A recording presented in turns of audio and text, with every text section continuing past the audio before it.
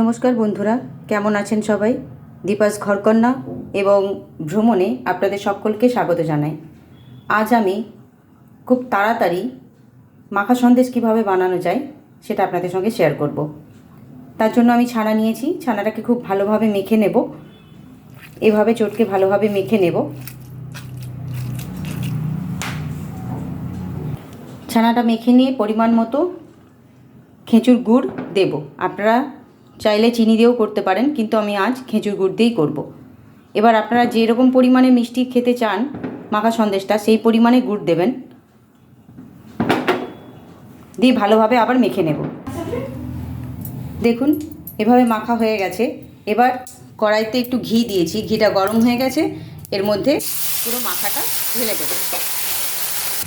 এবার খুব ভালোভাবে মিক্স করে নিলেই বাস রেডি মাখা সন্দেশ।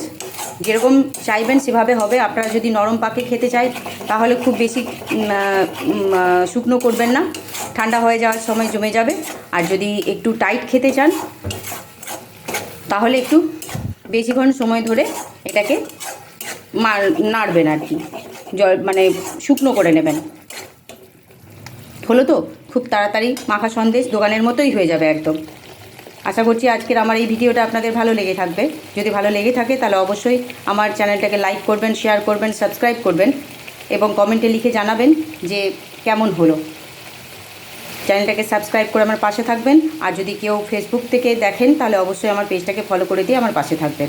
আজ তাহলে আসি, দেখা হবে অন্য কোনো দিন অন্য কোনো ভিডিওতে। সবাই ভালো থাকবেন, সুস্থ থাকবেন।